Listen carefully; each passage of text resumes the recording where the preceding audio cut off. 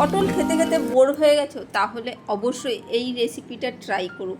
পটল আর ডিমের এক নতুন রেসিপি তোমাদের সাথে শেয়ার করার জন্য চলে এসেছি। চলো লাইক দিয়ে শুরু করে দেওয়া যাক। দেখো, 3টে ডিম নিয়েছি। ডিম দুটো মানে 3টে ডিমই সরিয়ে রেখে দিয়েছি। পটল 3টেকে কেটে নিচ্ছি। ঠিক আছে, মুখগুলোকে সামনে পিছনে যেরকম কাটতে হয় সেই রকম কেটে নিচ্ছি। আর পটলের গায়ের খোসাগুলোকে ছুরি দিয়ে এইভাবে ঘষে ঘষে নিচ্ছি। পটলটাকে ছাড়িয়ে নেবো না, ঠিক আছে? ছাড়িয়েও তোমরা নিতে পারো, এতে কোনো অসুবিধে নেই। না ছাড়িয়ে নিলে একটা সুন্দর রং আসবে, ঠিক আছে? এইভাবে যদি খোসাগুলোকে ছুরি দিয়ে পরিষ্কার করে নাও, অবশ্যই পরিষ্কার করে ধুয়ে নেবে। তারপরে এই যেমন টুকরো করছি সেরকম একটু ছোটো ছোটো করে টুকরো করে দেবে। এটা মিক্সির মধ্যে দেবো, তাতে কি হবে, পেস্ট হতে সুবিধা হবে। যতটা ছোট করবে মিক্সি হতে, মানে মিক্সিতে পেস্ট হতে সুবিধা হয়, সেই জন্যে একটু ছোটো টুকরো করে দিলাম। সব পটলগুলোকে আমি 3টে নিয়েছি, তোমরা তোমাদের মতন পরিমাণ মতন নিতে পারো। আর 3 কোয়া রসুন নিয়েছি, নিয়ে একসাথে পেস্ট করে নিচ্ছি, ঠিক আছে? জল ছাড়াই পেস্ট করেছি। তোমাদের যদি মনে হয় একটু জল দিতে হবে তাহলে একটু জল দিয়ে দিও। এবারে 2টো কাঁচা লঙ্কা দিয়ে দিয়েছি, সেটাকেও এবার এর সাথে ভালো করে পেস্ট করে নিয়েছি। এবারে দেখো, একটা বাটি নিয়েছি, বাটির মধ্যে এবারে ডিমগুলোকে ভেঙে নেবো। তোমরা তোমাদের পরিমাণ মতন ডিম ও পটল নিতে পারো, ঠিক আছে? যে 3টে বা 2টো এরকম ডিম নিতে হবে এরকমও কোনো মানে নেই। তোমাদের পরিবারের সংখ্যা যদি বেশি থাকে বেশি নেবে, যদি কম থাকে তাহলে কমও নিতে পারো। একটা ডিম একটা পটল দিয়েও করতে পারো, অনেকজনের জন্যে কিন্তু হয়ে যাবে এটা।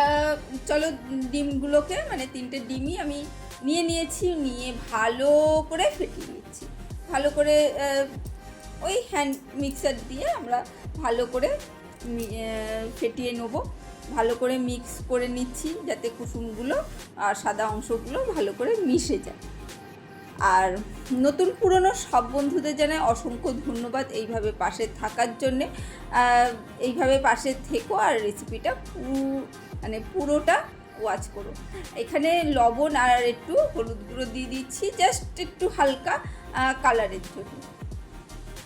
ভালো করে সেটাকেও ভালো করে মানে হলুদ গুঁড়োটাকে ভালো করে মিশিয়ে নিতে হবে, না হলে কিন্তু ওই হলুদটা দেলা পেকে থাকলে খুব মুশকিল হবে। তাই খুব সুন্দর করে সেটাকেও মিক্স করে নিচ্ছি। এরপরে যেটা ওই মিক্সারে পটলটা পেস্ট করেছি সেইটাকে দিয়ে দেবো এর মধ্যে। একবার অবশ্যই করো, মানে পটল খেতে খেতে বোর হয়ে গেলে অবশ্যই করো। আর ট্রাই করো, ভালো লাগবে। কেউ কিন্তু বুঝতেও পারবে না, বাচ্চারা তো মেন আরোই বুঝতে পারবে না। খুব আনন্দ করে খাবে। আর দেখতে কালারটা এত সুন্দর এসেছিল, এই যে খোসা না মানে ছাড়িয়ে ফেলার জন্য একটা সবজে রং হালকা করে এসেছিল, মানে সেটাকে দেখে কিন্তু মন ভরে যাবে। দেখো, পুরো মিক্সি থেকে ভালো করে মানে বাটাটাকে, পটলের বাটাটাকে আমি দিয়ে দিচ্ছি। ভালো করে দিয়ে ভালো করে কিন্তু আমরা মিক্স করে নেবো ডিমের সাথে, মানে মিশিয়ে নেবো সুন্দর করে। ঢাকনা থেকেও আমরা কিন্তু ভালো করে সম্পূর্ণটা নিয়ে নিচ্ছি। সম্পূর্ণটা নিয়ে ভালো করে ডিমের সাথে মিশিয়ে সুন্দরভাবে নিচ্ছি। দেখো, ভালো করে মিক্স করে নিচ্ছি, দেখতেই পাচ্ছ। মিক্স করে নেওয়ার পরে একটু ভালো করে ফেটিয়ে নিতে হবে। একটু ভালো করে ফেটালে কি হবে, জিনিসটা খুব ভালো তৈরি হবে। তাই খুব বেশিক্ষণ নয়, একটু মানে 2-1 মিনিট একটু ফেটিয়ে নিও, ভালো লাগবে। এখানে 2টো টিফিন বাটি নিয়েছি আমি। 2টো টিফিন মানে বড় টিফিন বাটিটা আমার নিইনি, 2টো ছোটো মতন টিফিন বাটি নিয়েছি। একটু তেল লাগিয়ে নিয়েছি তলায়, নিয়ে এই ডিমের মিক্সচারগুলো এর মধ্যে দিয়ে দিচ্ছি। দিয়ে সুন্দর করে তাহলে একটু পরিমাণটা মানে একটা টিফিন বাটিতে তোমরা বেশি করে দিতেই পারো, কিন্তু একটু পাতলা করলে ভালো লাগবে। সেই জন্যে আমি কিন্তু 2টো টিফিন বাটি ইউজ করেছি। আর ওই যে দেখলে একটা লঙ্কা রয়েছে আস্ত মতন একটু টুকরো, সেটা কিন্তু আমি তুলে ফেলে দিয়েছি। মানে কোনো যদি আস্ত টুকরো থাকে সেটা কিন্তু দিও না, মানে দেখতে শোটা খারাপ হয়ে যাবে। ঠিক আছে, দেখতে ভালো লাগবে না। কড়ার মধ্যে জল দিয়ে দিয়েছি, একটা স্ট্যান্ড দিয়ে দিয়েছি, এবার টিফিন বাটিটা বসিয়ে দিয়েছি, আর একটা কড়াতে আর একটা টিফিন বাটি বসিয়ে আমি এটাকে ভাপিয়ে নিয়েছি। 5 থেকে 10 মিনিট ভাপিয়ে নিলেই কিন্তু হয়ে যাবে। দেখো খুব সুন্দর করে টিফিন বাটি ভাপানো হয়ে গেছে এবং ঠান্ডা করে নিয়েছি। ঠান্ডা না করলে কিন্তু খুলতে খুব অসুবিধা হবে, ঠিক আছে, সেই জন্য একটু ঠান্ডা করে নেবে, না হলে হাত দিলে কিন্তু ছেঁকা লেগে যাবে। যারা নতুন করছো রান্না তাদের জন্য বলছি, যারা পুরনো রাঁধুনি তারা তো জানোই এইসবগুলো, কিন্তু যারা নতুন রাঁধুনি তাদের এই জিনিসগুলো না বলে দিলে তাদের অসুবিধে হয়ে যেতে পারে। অবশ্যই সেটাকে একদম ঠান্ডা না হওয়া পর্যন্ত কিন্তু হাত দেবে না। দেখো এইভাবে উল্টে নিলে কিন্তু ওটা বেরিয়ে আসবে না, ঠিক আছে, এটা যে উল্টে নিয়ে এইভাবে সুন্দর করে বেরিয়ে আসবে সেই রকম নয়। তারপরে দেখো এইভাবে ছুরি দিয়ে না মাঝখান থেকে এইভাবে কেটে আমি এই জাস্ট ট্রায়াঙ্গেলের মতন, মানে ত্রিভুজ আকৃতির মতন করে নিচ্ছি। তোমরা তোমাদের মতন শেপও দিতে পারো, চৌকো দিতে পারো, কোনো অসুবিধে নেই। আমি একটু ওই ট্রায়াঙ্গেল মানে কেকের মতন পিসগুলোকে করেছি। তাতে কি হবে, ভালো লাগবে দেখতে। বাচ্চারা বিশেষ করে, আমরা যাদের জন্য বিশেষ করে রান্না করি, বাচ্চারা কেন, বাড়িতে অনেক বড়রা থাকে যেগুলো মানে বাচ্চাদের চেয়েও মানে তাদের বায়নাটা বেশিই থাকে, সেই সব মানুষদের জন্য কিন্তু বিশেষ করে ভালো লাগবে। মানে চাকুটাকে আমি রেখে দিয়েছি, রেখে দিয়ে দেখো চামচ দিয়ে এরকম করে তুলে দেখাচ্ছি, দেখতে পাচ্ছ কি দারুণ দেখতে হয়েছে, কালারটা দেখেছো, মানে এইটাই কিন্তু মানে দিলে কিন্তু খেয়ে নেবে।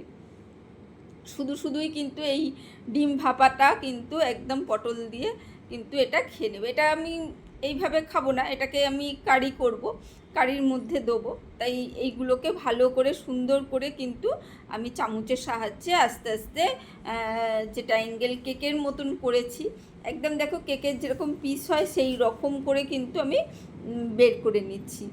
দেখতে যেমন সুন্দর হয়েছে আর নরম, আর বেশ মানে ফোলা মতন হয়েছে।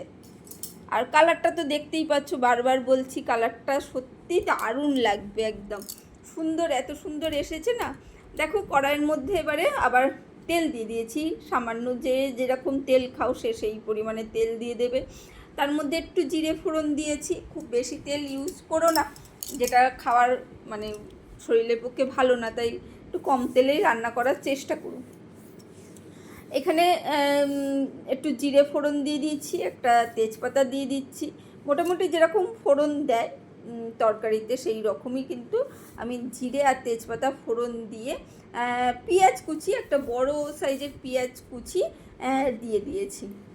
দেখতেই পেলে ডিমের পরিমাণটা অনেকটাই হয়েছে, অনেকজনের জন্য হয়েছে, সেই পরিমাণ কিন্তু আমি পেঁয়াজটা দিয়েছি, একটা বড় সাইজেরই পেঁয়াজ দিয়েছি, কুচি করে কাটা, ওই চপারে একদম কুচি করে নিয়েছি, তোমরা এমনি কেটে নিতে পারো। ভালো করে চপ করে নিয়েছি, সেই পেঁয়াজটাকে ভালো করে ভেজে নিচ্ছি, সুন্দর করে ভেজে নিলে কি হবে, নরম হয়ে যাবে। একটু ভালো করে নাড়াচাড়া করে সামান্য একটু লবণ দিয়ে দিতে হবে, তাতে তাড়াতাড়ি করে পেঁয়াজগুলো আরও সুন্দর নরম হয়ে যাবে। দেখো ভালো করে কিন্তু আমি নাড়াচাড়া করে মানে কষিয়ে নিচ্ছি। দেখো লবণটা দিয়ে ভালো করে কিন্তু এবারে পেঁয়াজটাকে নাড়াচাড়া করে নিচ্ছি, ভালো করে নরম করে নিতে হবে। যারা এই পর্যন্ত এসে লাইকটা দিতে ভুলে গেছো অবশ্যই লাইক দিও, আর অবশ্যই বেশি ভালো লাগলে একটু শেয়ার করে দিও। নতুন কোনো বন্ধু এসে থাকলে অবশ্যই চ্যানেলটাকে সাবস্ক্রাইব করে রেখো। আর পুরনো বন্ধুদের জানাই অসংখ্য ধন্যবাদ, নতুন বন্ধুদেরও জানাই অসংখ্য ধন্যবাদ এত ধৈর্য ধরে রেসিপিটা শেখার জন্যে। দেখো এখানে টমেটো, আদা, কাঁচা লঙ্কা, একটু রসুন সব একসাথে পেস্ট করা, সেই পেস্টটা আমি দিয়ে দিয়েছি, দিয়ে ভালো করে কষিয়ে নিতে হবে। পেঁয়াজটা মোটামুটি দেখতেই পেলে নরম হয়ে গেছে, সেই সাথে একেবারে ওই পেস্টটাকে দিয়ে খুব সুন্দর করে কষিয়ে নেব। মিডিয়াম ফ্লেম রেখে মশলাটাকে কষালে মশলার কাঁচা গন্ধটাও চলে যাবে, আর মশলাটা খুব সুন্দর একটা গন্ধ বেরোবে।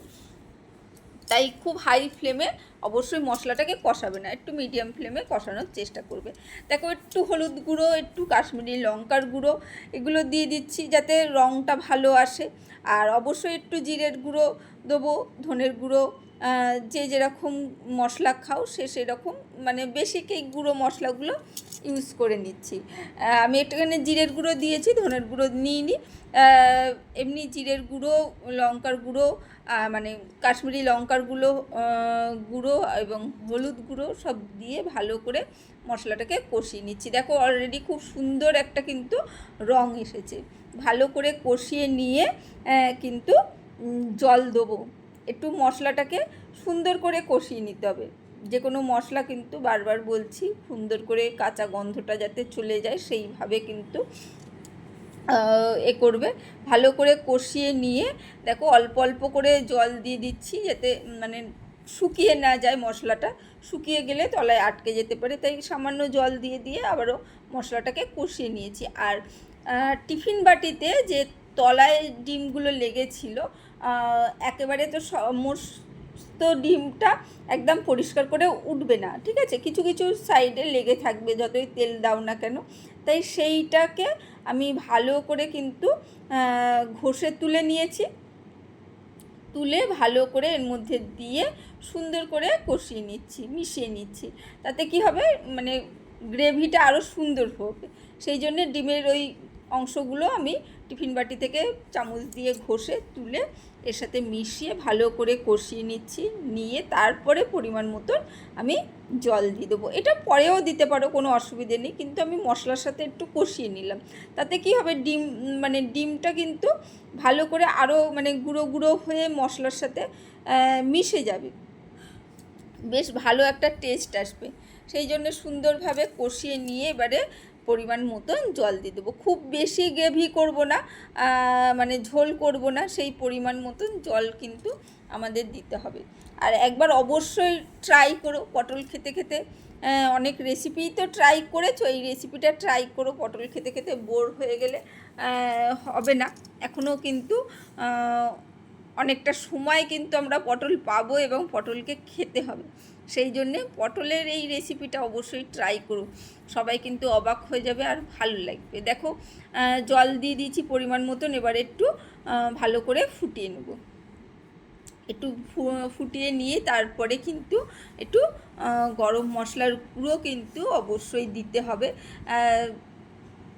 তোমরা কিন্তু অবশ্যই ট্রাই করে বলো কেমন লেগেছে এই আইডিয়াটা। যে রেসিপিগুলোর বাড়িতে ট্রাই করি সেইগুলোই তোমাদের সাথে শেয়ার করার চেষ্টা করি, যাতে তোমাদেরও একটা সুন্দর আইডিয়া পাও এবং তোমরা অবশ্যই কাজে লাগাও। কারণ প্রত্যেকের মতন করে রান্না অবশ্যই, কিন্তু তবুও একটা আইডিয়া থাকলে না ভালো লাগে যে হ্যাঁ এইভাবে একটা করি, রেসিপিটা বেশ ভালোই হয়, তাহলে ট্রাই করাই যায়। সেই জন্যেই তোমাদের সাথে একটু করে শেয়ার করে দিই। কারণ নানা রকম আইডিয়া না থাকলে একই রকম রান্না কিন্তু খেতে ভালো লাগে না, পরিবারের কাউরই ভালো লাগে না, তাই না? দেখো ভালো করে কিন্তু এটা ফুটে গেছে। এবারে ফুটে যাওয়াতে আমি এবারে এই যে ডিমের টুকরোগুলো দিয়ে দিচ্ছি। দেখতে পাচ্ছ কি দারুণ দেখতে হয়েছে, যেন মনে হচ্ছে পনিরের টুকরো। আর মানে কালারটা যেমন হয়েছে, মানে দেখতেও সেই রকম, দেখতেই পারলে বেশ জালিদার হয়েছে। কয়েকটা ডিমের টুকরো দিয়ে দিয়েছি এবং কয়েকটা রেখে দিয়েছি ওপর থেকে দেওয়ার জন্যে। একটু গরম মশলার গুঁড়ো দিয়ে দিয়েছি আর একটু ধনেপাতা দিয়ে দেবো। ধনেপাতা থাকলে দিও, না থাকলে দিও না, কারণ রেসিপিটা অনেক দিন আগের করা, এখন তো ধনেপাতা অনেক দাম আর ঠিকঠাক পাওয়াও যাচ্ছে না বাজারে, প্রচুর দাম এখন ধনেপাতা। আর বাড়িতে যদি থাকে তোমাদের তাহলে তো খুব অসুবিধে নেই। দেখো ডিমটা এবার সার্ভ করে দিচ্ছি। অবশ্যই কিন্তু বলো রেসিপিটা কেমন লেগেছে, না জানালে কিন্তু আমি বুঝতে পারবো না। আর তোমরা জানালে এই ধরনের রেসিপি শেয়ার করার জন্য একটু মানে উৎসাহ পাবো, ভালো লাগবে যে বন্ধুদের রেসিপিগুলো ভালো লাগে, আমার শেয়ার করাই যায়। দেখো কয়েকটা ডিমের টুকরো রেখে দিয়েছিলাম, ওর থেকে সেটা দিয়ে দিয়েছি, দেখতে ভালো লাগছে। তাই না? চলো আজকের জন্য টাটা, বাই বাই। আবার দেখা হবে অন্য কোনো দিন অন্য কোনো রেসিপিতে। ভালো লাগলে লাইক কমেন্ট শেয়ার করতে ভুলো না, আর এইভাবে পাশে থেকো। আমি কিন্তু সবসময় তোমাদের পাশে আছি।